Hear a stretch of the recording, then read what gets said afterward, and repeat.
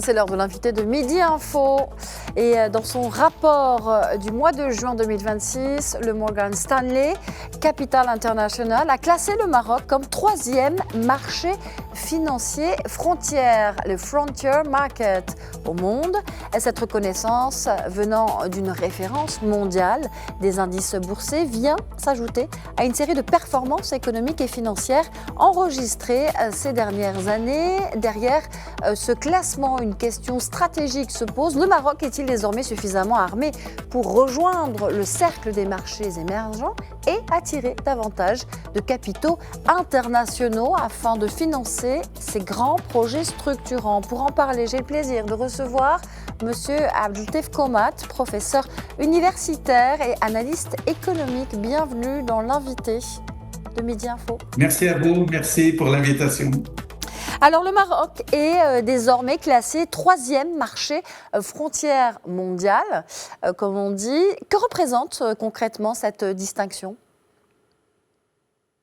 Alors cette distinction, c'est tout d'abord en fait, l'aboutissement d'un processus d'évolution de notre économie, de nos finances depuis plus de décennies. Donc bien sûr, c'est une résultante.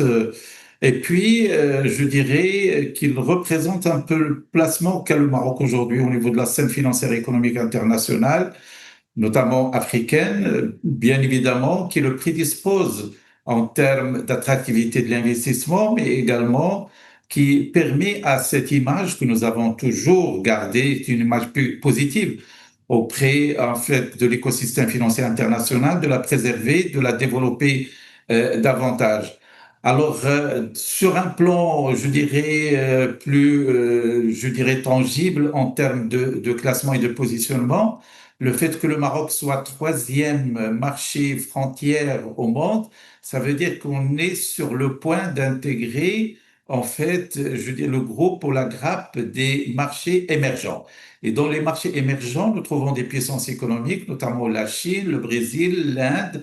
Ça veut dire que le Maroc, je dirais sur le plan financier, mais tout azimut, hein, sur tous les autres aspects, on est en train d'intégrer l'émergence qui est un stade avancé en termes économiques et en termes financiers parce que, au-delà de l'aspect financier, cela veut dire que nous avons une infrastructure, que nous avons un tissu économique, que nous avons des plateformes industrielles, que nous avons un capital humain en mesure d'accompagner cette dynamique. Et donc, comme vous l'avez dit, en fait, c'est la résultante d'un processus qui place le Maroc aujourd'hui sur un plan, je dirais, africain comme un leader sur un certain nombre de dimensions, mais également qui permet son classement tout azimut aujourd'hui sur plusieurs dimensions. Et c'est vrai, vous en parliez à l'instant, professeur Komat, le terme de marché frontière peut paraître effectivement paradoxal. Est-ce une reconnaissance aujourd'hui ou une catégorie que le Maroc doit précisément désormais dépasser? Et être troisième, signifie-t-il que le Royaume se rapproche aussi du statut de marché émergent? Vous en parliez à l'instant. Effectivement, en fait, c'est un positionnement, c'est un classement, mais le fait d'être marché frontière, je dirais, ce n'est pas la finalité. La finalité aujourd'hui qui nous fait, je dirais, qui donne un temps positif sur notre position, c'est le fait d'être classé troisième. Ça veut dire que nous sommes sur le point d'intégrer la grappe des marchés émergents. Alors, les marchés émergents, cela n'est pas donné à n'importe quel pays. Il est donné à des pays qui présentent un certain nombre de caractéristiques rassurantes. Tout d'abord, au niveau de la scène internationale. Lorsque je dis rassurante, ça veut dire qu'il y a une stabilité politique, ça c'est très important.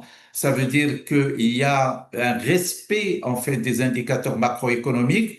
Vous savez que le Maroc, depuis longtemps, il a toujours veillé à maintenir ses équilibres financiers. Lorsque j'évoque les équilibres, c'est en termes de balance de paiement, c'est en termes d'endettement, c'est en termes de taux d'inflation, c'est en termes de réserves de change. Sur tous ces aspects-là, le Maroc, depuis plusieurs années, il est considéré comme une référence dans, en fait, la catégorie des pays, je dirais, émergents ou sur le point d'être des pays émergents.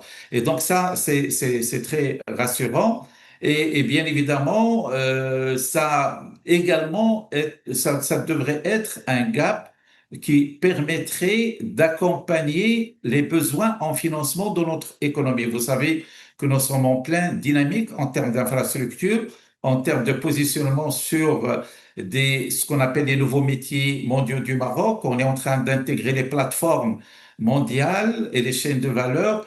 Et tout cela a besoin, je dirais, d'être rassurant sur le plan financier pour drainer, bien sûr, tout ce qui est investissement direct, mais également le cas échéant des financements via les organisations financières internationales, qu'ils soient privées ou multilatérales, mais également qui permet en fait de stimuler l'investissement national. Et donc, pour dire que ce classement n'est pas une finalité, mais c'est la preuve d'une dynamique, tout d'abord sur le plan financier, parce que troisième, ça veut dire qu'on est sur le point d'intégrer, je dirais, la grappe des marchés émergents, mais également, ça rassure parce que ça nous donne une idée que l'aspect financier accompagne la dynamique économique et la dynamique sociale que connaît notre pays depuis plusieurs années. Dynamique financière et dynamique sociale, effectivement, ce sont tous les bénéfices pour le Maroc. Mais au-delà de l'image, quels autres avantages concrets ce classement peut-il apporter aussi à l'économie marocaine? Cette fois, peut-il faciliter l'arrivée de nouveaux investissements étrangers? Oui, bien sûr, le fait d'être classé par des instances de notation internationale, je dirais, c'est rassurant par rapport aux investisseurs. Vous savez que l'investissement, d'une manière générale internationale, il donne beaucoup d'importance tout d'abord, bien sûr, à l'image, à la situation financière, à l'équilibre financier, aux infrastructures, à la dynamique économique. Et tout cela, en fait, n'est pas fortuit. Il est, bien sûr, le fait d'être classé à ce niveau-là, c'est qu'il y a un processus, qu'il y a une évolution qui permet justement de renforcer cette image qu'a le Maroc pour drainer davantage d'investissements directs étrangers. C'est le cas aujourd'hui. Vous savez que les EDE ont beaucoup augmenté ces dernières années. Et encore, au-delà de l'augmentation en nombre, ils ont augmenté en qualité en termes d'orientation vers des secteurs stratégiques. Aujourd'hui, on parle des nouvelles technologies, on parle des énergies renouvelables, on parle de l'hydrogène vert, on parle des infrastructures de taille, des ports de Ouest Nador, de Dakhla, etc. Et donc, bien sûr, c'est très rassurant pour qu'il y ait plus de drainage d'investissements directs étrangers. Alors, bien sûr, c'est également intéressant pour l'économie marocaine parce que le fait d'être à ce niveau-là rassure les instances financières internationales. Et vous savez que le Maroc a de temps en temps, en fait, je dirais, besoin d'être soutenu financièrement par le financement international. Il s'agit de recourir à des organisations, qu'elles soient multilatérales, genre FMI, Banque africaine de développement, ou à des organisations privées. Et le fait d'avoir une bonne image et une posture, une bonne posture financière, ça permet tout d'abord d'avoir des prêts à des conditions, je dirais, préférentielles en termes de taux, en termes de durée. Et puis, bien sûr, il y a un engouement à justement soutenir financièrement le Maroc. Lorsque le Maroc aujourd'hui sort sur les places financières internationales, à chaque fois qu'il y a une sollicitation, je dirais la prédisposition à justement répondre positivement aux besoins du Maroc, il est multiplié par 4, 5, parfois par 10 fois. Ça veut dire qu'il y a tellement de prédispositions par rapport à ce que nous demandons. Et tout cela ne vient pas du hasard, il vient du fait que le Maroc a une position et une posture financière sur la scène internationale très positive. Professeur Komat, le Maroc doit financer effectivement des projets majeurs. Vous en avez parlé. Il y a les infrastructures du Mondial 2030, le dessalement aussi, l'hydrogène vert, la transition énergétique et aussi le gazoduc Afrique-Atlantique. Cette crédibilité financière renforcée va faciliter le financement de ces projets-là. Peut-on espérer également un impact positif sur le coût du financement de l'État et des entreprises marocaines cette fois? Bien évidemment, parce que le coût, il dépend de l'image en fait du pays qui demande le financement.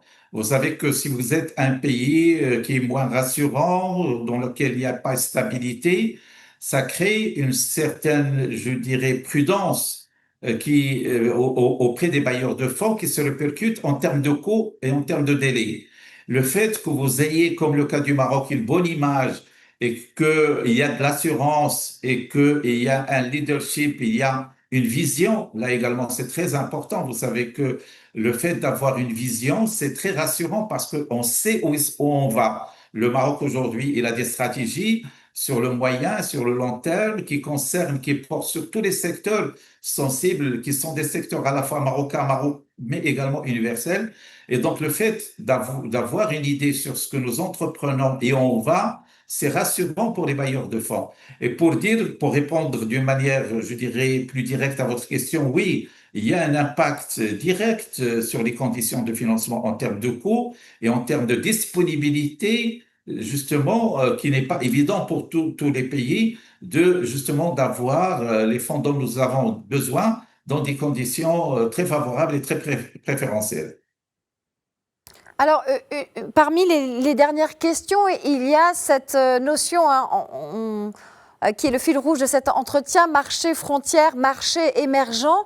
Que manque-t-il, professeur Komat, aujourd'hui au Maroc pour intégrer définitivement la catégorie des marchés émergents? Plus de sociétés cotées, plus de liquidités, plus d'investisseurs internationaux? Effectivement, vous avez évoqué, je dirais, les deux dimensions fondamentales. Bien sûr, la bourse de Casablanca, et vous savez que sur ce plan-là, nous avançons. Vous savez que au Maroc aujourd'hui, nous avons CFC, qui est Casablanca Finance City, qui est pratiquement parmi les leaders, sinon le leader comme place financière au niveau africain. Donc ça, c'est très important. Et c'est une place qui est en train de prendre, je dirais, de la hauteur et de se positionner sur le continent africain, mais au-delà. C'est un hub en termes d'investissement, de mise en relation entre les investisseurs, pas seulement africains, mais également européens, américains, asiatiques, etc. Donc, il faut plus de liquidité, il faut plus de dynamique de la bourse, ça c'est très important, mais je crois que sur ce plan-là, on est en train d'avancer. Alors, bien évidemment, il faut par ailleurs, je dirais, un environnement favorable, plus favorable pour l'attractivité de l'investissement direct étranger, parce que également c'est un facteur fondamental qui permet un meilleur classement des places financières lorsqu'ils arrivent à drainer un financement, je dirais, plus intense et plus qualitatif. C'est le cas du Maroc. Lorsqu'on voit un peu le travail qui se fait au niveau de la Commission nationale pour le traitement des prédispositions et des intentions d'investissement dans notre pays, dont les réunions sont régulières, aujourd'hui, elles traitent des enveloppes qui dépassent des dizaines de milliards de dirhams d'intentions d'investissement, notamment sur des secteurs très sensibles. Et là, j'évoque bien sûr tout ce qui est hydrogène vert, tout ce qui est énergie renouvelable, tout ce qui est infrastructure, mais également, il y a d'autres secteurs qui attirent l'investissement, comme le secteur du tourisme, tout ce qui est numérique, la transformation numérique et digitale. Là également, je crois que nous avançons. Pour dire que ce n'est qu'une question de temps, parce qu'avec cet élan que prend tout d'abord le CFC, Casablanca Finance City, avec l'élan que prennent justement les investissements directs étrangers, avec l'opérationnalisation progressive de la charte de l'investissement, donc vous savez qu'il donne un certain nombre d'avantages qui peuvent aller jusqu'à 30% de subventions aux investissements stratégiques sur le plan territorial, mais également qui touchent l'emploi de la femme, mais également, je dirais, l'intérêt pour les secteurs stratégiques. Là également, la charte a commencé à donner ses résultats. Pour dire que toutes ces réformes et ces dynamiques ne feraient en sorte que le Maroc intégrera éminemment, je dirais, la grappe des marchés émergents. Merci infiniment, professeur Abdeltef Komat, d'avoir été l'invité de Midi Info. Je rappelle que vous êtes professeur universitaire et analyste économique. Merci à vous pour l'invitation.